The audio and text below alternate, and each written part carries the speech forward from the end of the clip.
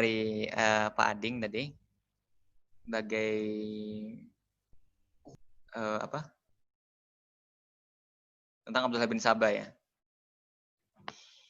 Nah, Abdullah bin Sabah ini kalau di Bidayah wa Nihayah memang ditonjolkan peran beliau. Jadi beliau ini katanya seorang Yahudi pura-pura masuk Islam dan menyebarkan fitnah di tengah umat Islam.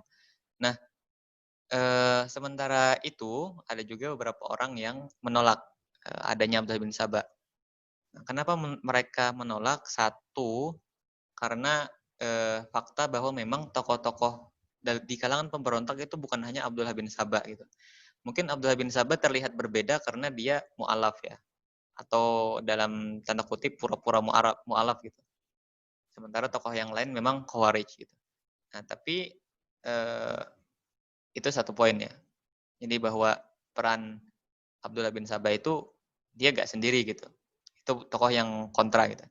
Nah, tapi ada juga pendapat lainnya yang memandang ya memang mustahil gitu ya. Seperti ini biasanya pandangan tokoh-tokoh liberal ya.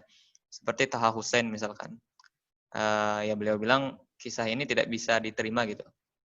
Itu kata orang-orang liberal ya. Taha Hussein misalkan. Kan yang belum tahu Taha Hussein itu gurunya Naguib Mahfuz. Nggak tahu Naguib Mahfuz juga. Naguib Mahfuz itu sastrawan Mesir. Jadi memang di Mesir ketika itu banyak orang-orang liberal termasuk Ahmad Amin misalkan yang teman-teman pelajari kitabnya itu. Duhal Islam, Zuhurul Islam gitu kan. Nah itu. Jadi kalau kalangan liberal di Mesir mereka menolak gitu ya cerita Abdullah bin Sabah. Cuman kalau Ibnu Katsir sendiri beliau memandang Abdullah bin Sabah ini adalah tokoh sentral dan memang ya, apa istilahnya? Musuh dalam selimut gitu. Itu sih. Bapak belum masuk ya, Bapak ya? Oke. Yang penting udah saya jawab ya. Ada pertanyaan lain? Gimana Fitra nih? Bisa resign nggak teman-teman pertanyaan sebelumnya? Ada. Ada nih pertanyaannya. Oh ada, oke. Masih ada pertanyaan dari Sania. Mengenai percakapan Heraklius, menurut Kang Ilham, kenapa faktor yang disebutkan dalam kemenangan sahabat atau umat Islam adalah kejujuran dan ibadah malam hari? Kenapa tidak musyawarah, gotong royong, sabar, tawakal, dan sebagainya? Kemudian bagaimana pendapat Kang Ilham mengenai kiraat, sabah, kiraat 10 dan sebagainya? Terima kasih. Dipahami nggak pertanyaannya? Iya, pertanyaannya ada dua ya. Nah, kalau pertanyaan dua ya kita jawabnya pelan-pelan ya, satu-satu. Ya. Ini dikirim aja tulisannya. Oke. Nah, satu tadi mengenai percakapan Heraklius ya. Jadi apa ya? Memang kalau kita bicara rasional ya akan lebih rasional kalau oke, ada di chat ya. Akan lebih rasional kalau faktor yang menyebabkan sahabat menang itu musyawarah, gotong royong, sabar, tawakal, terus lagi strategis ya. Jadi kalau sejarawan apa tuh namanya? Sejarawan Barat rata-rata kalau menuliskan tentang Khalid misalkan Khalid bin Walid, mereka bilang Khalid itu orang jenius. Jadi mereka nggak bilang Khalid suka sholat apa gitu atau ada amalan apa gitu. Itu satu poin lah ya, satu sisi. Nah, tapi ya yang namanya ilmu riwayat kita nggak bisa ya menolak gitu kan. Kalau riwayatnya datang kepada kita ya sudah gitu kan, kita ini aja kita sampaikan lagi gitu. Jadi memang kalau yang diriwayatkan sama Ibnu Katsir itu seperti itu gitu ya. Jadi ada percakapan antara Heraklius dengan seorang pejabat dan pejabat ini bilang bahwa sahabat itu mereka selalu menang karena mereka satu jujur, tidak pernah berkhianat dan mereka selalu beribadah malam. Kemudian ada lagi sambungannya sih, yang saya ingat dua itu ya. Nah, kita juga harusnya melihat juga ya pada beberapa sisi bahwa misalkan ibadah itu bukan satu hal yang terpisah dengan kehidupan sehari-hari ya. Ini kita lihat dari sahabat gitu, misalkan mengenai sholat malam. Nah, jadi ketika itu si pejabat ini membandingkan gitu ya. Jadi kalau sahabat kata Kata anak buah Heraklius ini, kalau sahabat Nabi mereka menghabiskan malam dengan ibadah, sementara kita itu menghabiskan malam dengan mabuk-mabukan, kata dia. Nah, ini menurut saya sih pasti ada implikasinya juga dalam perang gitu ya. Misalkan mereka dalam perang nanti otomatis serius gitu ya. Serius dan merasa merasakan feel-nya gitu ya, feel ibadah gitu kan. Oh, ini jihad gitu. Ini kita berjuang demi Allah gitu. Nah, sementara orang-orang Romawi pasti mereka cenderungnya, wah, saya harus dapatkan harta rampasan perang gitu kan. Saya harus terlihat berani dan segala macam. Terus juga kan nanti berimplikasi juga ke misalkan di perang Yarmuk ya. Di perang Yarmuk itu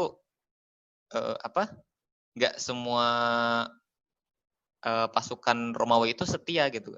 Mereka ada beberapa yang lari gitu. Nah, sementara kalau orangnya kalau para sahabat ya kita lihat mereka dengan ibadah dan dengan lain hal itu melatih kesetiaan mereka gitu, solidaritas mereka kepada tauhid dan kepada uh, umat gitu ya, kepada pasukan dalam konteks itu. Itu sih, San, kalau kita lihat big picture-nya gitu, kita lihat gambaran besarnya. Gitu. Kalau mengenai kejujuran juga sama, karena orang jujur itu ya otomatis dia punya leadership ya, dia seorang pemimpin yang patut dicontoh gitu. Sehingga jelas orang-orang yang punya kualitas itu pasti menang gitu kan, dibandingkan dengan tadi tentara Romawi yang malah sering sendau gurau gitu, sering mabuk-mabukan gitu kan. Itu. Jadi ada perbedaan sahabat dengan tentara Romawi. Satu dalam hal ibadah, tapi dari ibadah ini nanti berimplikasi atau punya efek terhadap hubungan sosial mereka juga gitu. Nah, ini saya harap juga kita bisa praktekkan gitu ya. Jadi kita ibadahnya oke, dan nantinya kemudian si ibadah ini tercermin dari perilaku kita ya. Tercermin dari wajah kita yang sering senyum ini kayak Mas Cahyadi kan sering senyum, kemudian teman-teman yang lain juga jadi rajin gitu kan, rajin begadang gitu. Wah, ini satu satu akhlak yang luar biasa gitu kan. Next, mengenai qiraat ya. Qiraat sabah, qiraat 10 dan sebagainya. Jadi karakteristik Mus'ab Utsman ya, Mus'ab Sayyidina Utsman itu beliau menampung 7 qiraat. Jadi kalau kalian pakai Quran yang biasa kalian pegang itu sebenarnya itu sudah bisa digunakan untuk 7 qiraat yang masyhur gitu ya. Ada bisa pakai 7 varian gitu. Apa saja? Qiraat kan macam-macam ya. Saya juga kurang mempelajari. Tapi yang pasti kalau untuk Mus'ab Utsman, Mus'ab yang sering kita pakai itu bisa 7 qiraat. Nah, mengenai qiraat 10 dan kemudian nanti ada qiraat berapa 12 ya yang setelah 10 itu. Nah, mengenai qiraat 10 ini itu yang jadi masalah tiganya kan 7 udah tuh. 7 udah di Mus'ab Utsmani, tiganya lagi tidak. Nah, ini memang salah satu yang kadang-kadang digoyang memang ya. Jadi beberapa pengkritik apalagi dari kalangan orientalis mereka memang melihatnya wah itu ada tuh yang 10, yang 3 lagi gimana dong gitu kan. Ya itu by the way kita pakai ini aja ya, kita pakai yang sahih saja yang sudah diusahakan oleh Sayyidina Utsman yaitu sebanyak 7 qiraat gitu. Lagi kita kan hanya mempraktikkan satu ya. Itu pun sudah syukur gitu. Nah, kalau mengenai yang sisanya yang 3 itu pasti sih saya yakin pasti Utsman juga punya apa ya? Punya pertimbangan gitu ya, nggak selonong memilih 7 qiraat yang menurutnya pas dengan dia, kemudian sisanya dibuang. Nah, by the way, standarnya itu sebenarnya sih standarnya Quraisy ya. Jadi kalau menurut Sayyidina Utsman itu Al-Qur'an harus sesuai dengan lidah Quraisy. Jadi 7 qiraat itu ketujuh-tujuhnya bisa diucapkan atau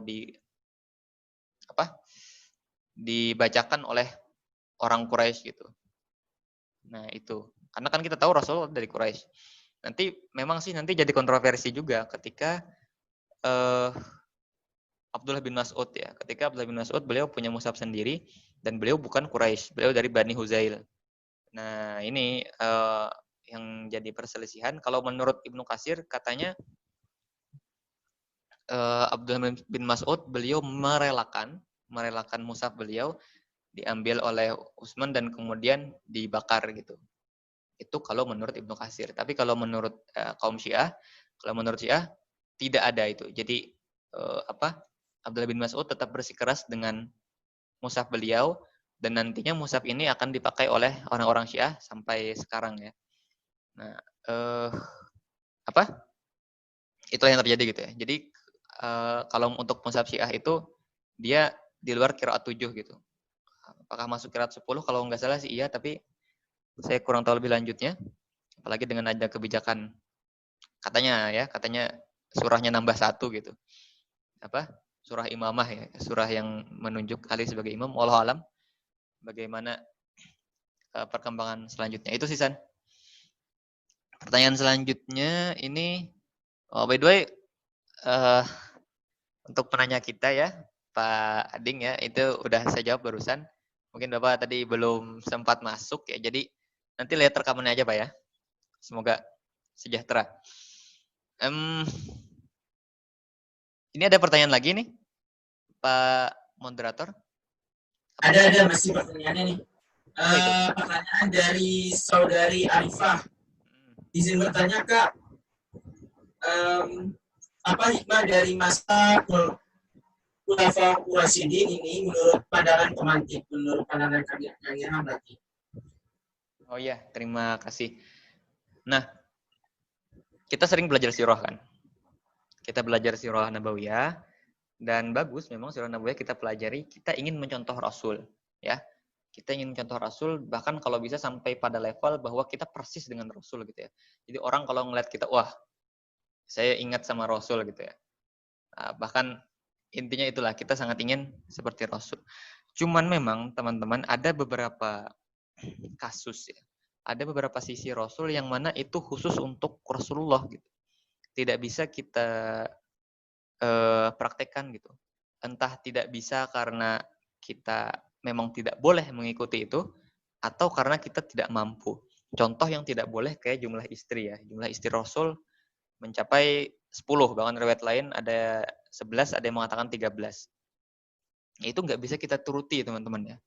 Dan bahkan kita nggak usah bermimpi bisa menuruti itu ya. Terus lagi, misalkan Rasul juga ada satu riwayat mengatakan beliau sholat malam, saking seringnya itu sampai kaki beliau membengkak gitu. Nah ini kan kita tidak mampu gitu ya untuk sholat malam sampai sebegitunya. Maka solusinya adalah ya kita belajar sirah sahabat gitu. Kok sirah sahabat? Karena sahabat ini mereka bertemu langsung dengan Rasul ya. Mereka bisa meniru Rasul 100%, tapi yang di saat yang sama mereka bukan Rasul ya. Sahabat ini bukan nabi. Jadi dalam Sunni tidak ada kemaksuman sahabat itu. Jadi kan orang-orang Sunni katanya orang-orang yang mencintai sahabat ya. Sementara kalau Syiah kan mereka lebih memilih istilahnya jalur Ahlul Bait gitu ya. Jadi keturunan Rasul gitu, bukan sahabat. Nah, kalau dalam Syiah kan ada istilahnya kemaksuman imam ya. Sementara kalau kita itu nggak ada kemaksuman sahabat ya. Jadi penting bagi kita untuk meniru sahabat, mencontoh mereka gitu. Mencontoh mereka dalam artian ya Rasul pernah bersabda, sahabatku itu seperti bintang. Jadi ikutilah salah satu sahabatku, kata beliau, kamu tidak akan tersesat. Nah, inilah gitu ya yang perlu kita yang perlu kita lakukan gitu ya. Kita mencontoh Rasul ya, bisa melalui sahabat. Contoh misalkan ada sahabat yang dia pinter ya, dia pinter misalkan dan beliau meriwayatkan banyak hadis. Contohnya Abu Hurairah. Abu Hurairah teman-teman, beliau bersama Rasul itu hanya 4 tahun sebenarnya. Jadi beliau hanya bertemu Rasul itu setelah perang Khaybar. Nah, setelah perang Khaybar itu jeda 4 atau 5 tahun kemudian Rasul wafat. Jadi sebenarnya Abu Hurairah itu lebih pendek periode beliau ketemu Rasul dibandingkan dengan Abu Bakar atau sahabat utama yang lain gitu. Tapi apa? Abu Hurairah beliau kerahkan seluruh effort beliau ya untuk bisa menghafal banyak hadis gitu. Sehingga alhamdulillah ini bermanfaat untuk sampai ke generasi kita gitu ya. Nah, begitu juga sahabat yang lain. Misalkan katakanlah Khalid bin Walid. Ya mungkin Khalid bin Walid hafalan hadisnya nggak sampai kayak Abu Hurairah, tapi beliau tetap diingat sebagai pahlawan Islam gitu. Karena beliau menyalurkan seluruh semangat yang ada dalam diri beliau untuk berjuang demi Islam. Yang ingin saya katakan adalah bahwa kita kurang lengkap kalau bicara sirah nabawiyah, ya, bicara tentang biografi Nabi Muhammad, tanpa belajar juga para sahabat. Karena dari sahabat ini kita tahu satu, bagaimana respon seseorang yang bukan nabi untuk meniru nabi gitu, ya. Dan ini terjadi pada diri kita. Kita bukan nabi dan kita diminta untuk mengikuti ajaran nabi semaksimal mungkin. Kedua, dari sahabat juga kita melihat bagaimana Islam itu multicolor, Islam itu banyak warna. Jadi kita bisa menjalankan Islam dengan katakanlah lebih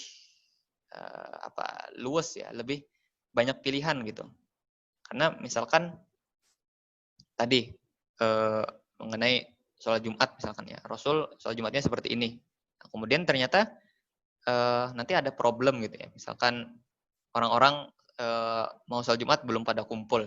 Alhamdulillah ada solusinya dari Utsman. Kita bisa azan 2 kali. Atau enggak misalkan kita bisa meniru sahabat juga seperti Muawiyah gitu ya. Jadi kalau Umar, beliau tidak setuju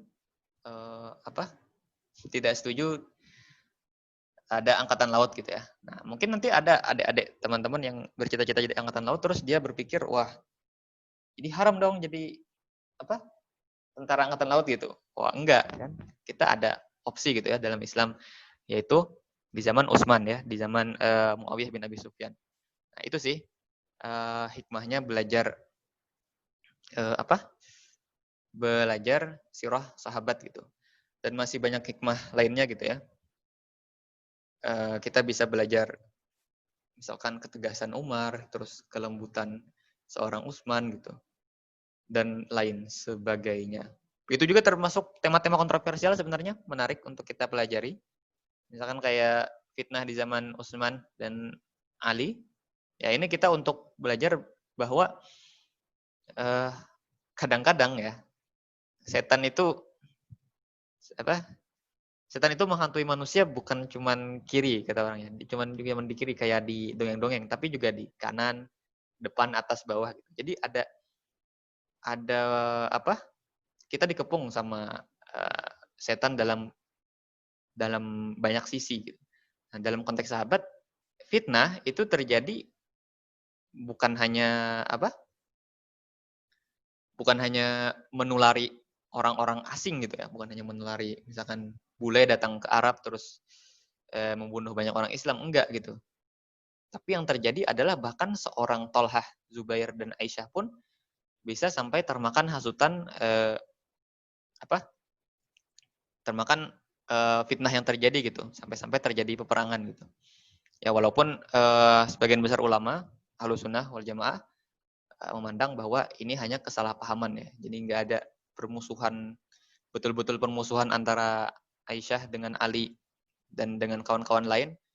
Begitu juga Ali dengan Muawiyah. Jadi kita harus melihatnya memang big picture gitu ya. Jadi gambaran besarnya gitu. Itu saja.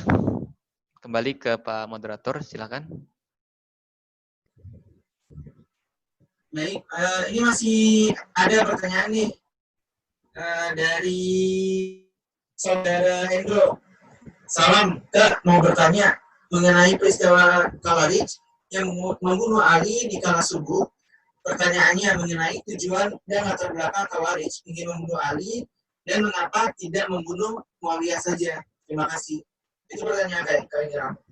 Oh iya, terima kasih Mas Hendro yang sudah bertanya. Pertanyaannya bagus ya. Jadi, kenapa orang-orang Khawarij membunuh Ali? Nah, alasannya itu satu sebenarnya dari Abdullah bin Muljamnya sendiri memang dia memandang bahwa Ali harus dihentikan. Nah, by the way, sebelum itu Khawarij memang punya dendam dengan Ali karena mereka awalnya berada dalam pasukan Ali dan ketika kemudian terjadi tahkim ya, terjadi perundingan, maka mereka memandang bahwa oh kok hukum Islam kok dirunding-rundingkan gitu di apa? Masih di bergen istilahnya apa tuh? Masih ada tukar pendapat tentang hukum Islam, padahal hukum Islam itu jelas, tinggal dilaksanakan.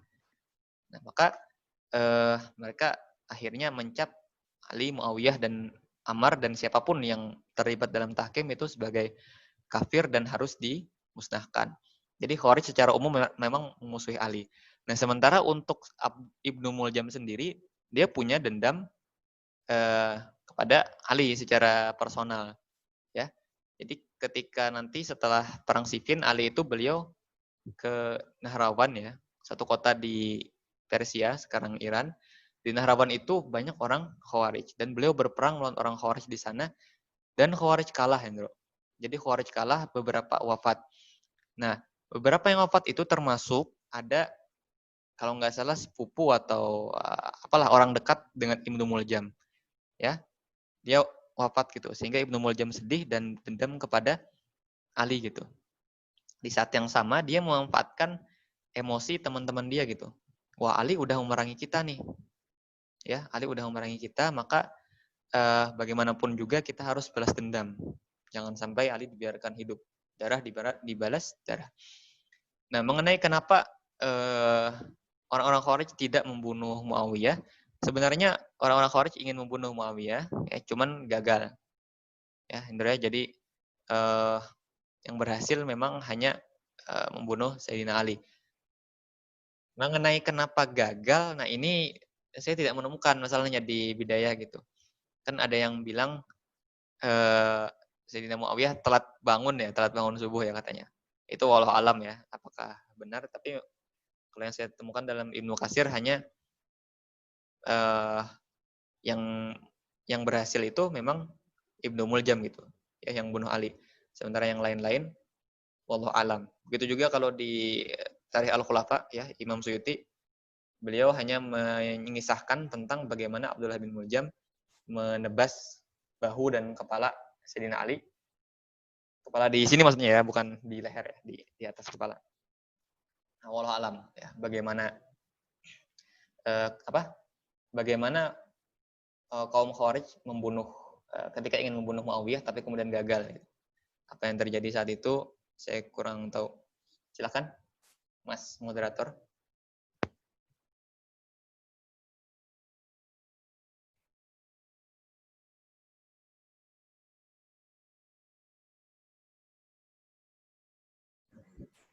Oke, terima kasih Kang.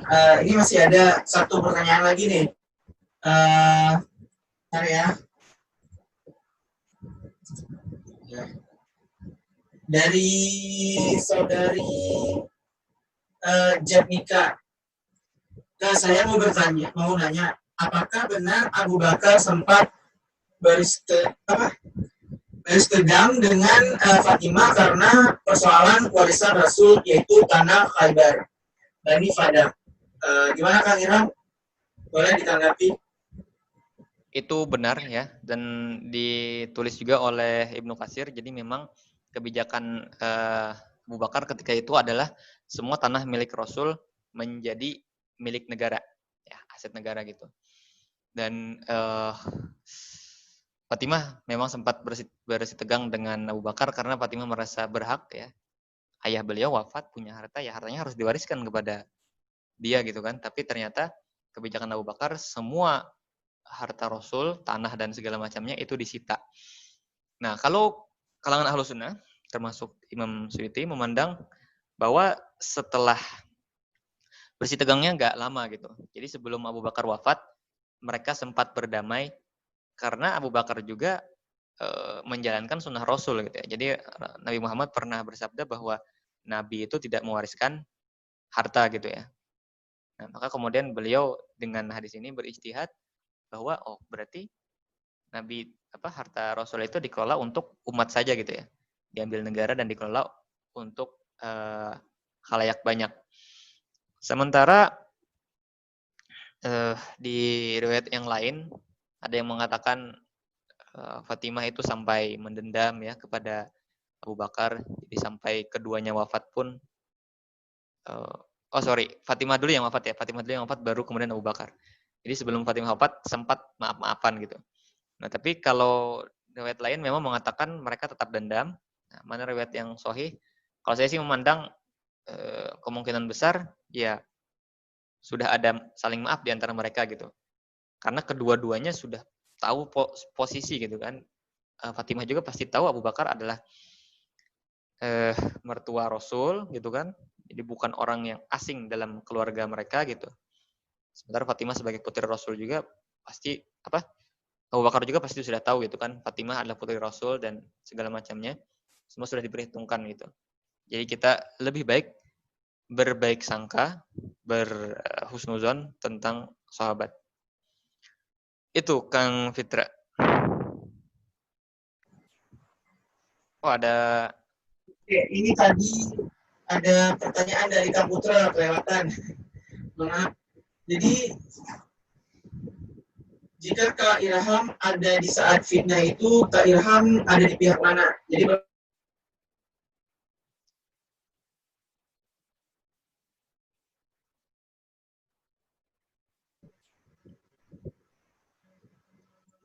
Oke. Jelas ya pertanyaannya, sangat singkat, padat, langsung ke intinya. Nah, kalau seandainya saya di saat fitnah, saya harus ngapain? Nah, ini satu yang saya pesankan kepada sejarawan dimanapun kalian berada. Sejarawan nggak bisa berandai-andai ya. Jadi apapun yang terjadi itu sampaikan, mana yang mendekati fakta gitu kan. Udah, gitu aja sebenarnya. Nah, tapi kita sebagai manusia memang kadang-kadang berandai-andai ya. Jika ini maka ini, jika ini maka itu. Ya, ini sering dilakukan sebenarnya oleh manusia, mau sejarawan mau enggak, mau laki-laki perempuan pasti sering lah gitu kan. Kalau aku punya mobil ngapain gitu kan, kalau aku punya sayap ngapain gitu, itulah seterusnya. Nah begini Bung, kalau saya di masa fitnah saya pasti memilih berada di pihak Sayyidina Ali gitu ya. Kok di pihak Ali? Karena ada satu hadis ya, Rasul mengatakan Ammar bin Yasir akan berada di pihak yang benar dan yang membunuhnya adalah orang yang membangkang. Nah, ternyata kalau kita lihat sejarah, Ammar bin Yasir beliau ada di pihak Ali. Ya, beliau ada di pihak Ali dan nanti ketika perang Siffin beliau terbunuh, ya, dibunuh oleh tentara Muawiyah. Jadi sangat jelas bahwa untuk konteks masa-masa Sayyidina Ali yang benar adalah Ali, gitu ya. Ini satu hal yang sangat jelas. Nah, tapi kalau untuk periode setelahnya kan fitnah lanjut ya. Nanti setelah Ali itu masih ada chaos-chaos, masih ada kekacauan di beberapa tempat sebelum Sayyidina Hasan naik.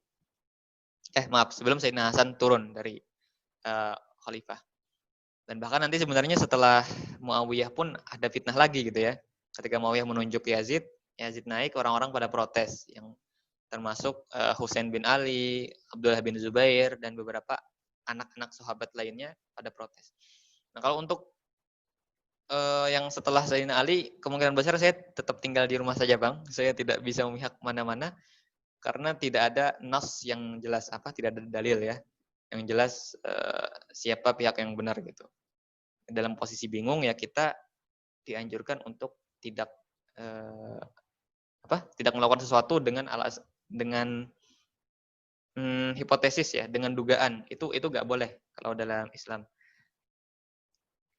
Inna zonna la yughni minal haqqi syai'a di surah An-Najm ya. Jadi zon itu, sangkaan itu la yughni minal haqqi syai'a, tidak memberikan kebenaran walaupun sedikit gitu. Jadi sedikit pun kalau kita hanya, kan ada orang perang gitu kan, habis itu kita memejamkan mata kira-kira gue mihak mana ya. Terus atau enggak kita ngitung kancing gitu kan. apa Hasan Muawiyah gitu kan. Itu jangan ya, jangan dilakukan. Kita bersandar pada apa? Pada yang sudah jelas saja gitu. Alhamdulillah teman-teman semua, kita sudah sampai di penghujung acara. Nah, barusan kita mendengarkan materi serta tanya jawab mengenai sejarah Khulafaur Rasyidin. Nah, semoga sejarah Khulafaur Rasyidin ini dapat memberi banyak hikmah dan pelajaran bagi kita semua. Amin. Dan jangan lupa juga untuk terus bersemangat dalam belajar sejarah, baik itu Sirah Nabawiyah, sejarah para sahabat maupun tema-tema sejarah Islam lainnya yang insya Allah dapat menguatkan iman dan Islam kita. Terakhir, teman-teman jangan lupa untuk like, subscribe, dan komen ya video-video dari komunitas Tanya Sejarah. Insya Allah akan terus kita update ya. Jangan lupa, sekali lagi, Tanya Sejarah, tanya, gali, hadirkan solusi. Wassalamualaikum warahmatullahi wabarakatuh.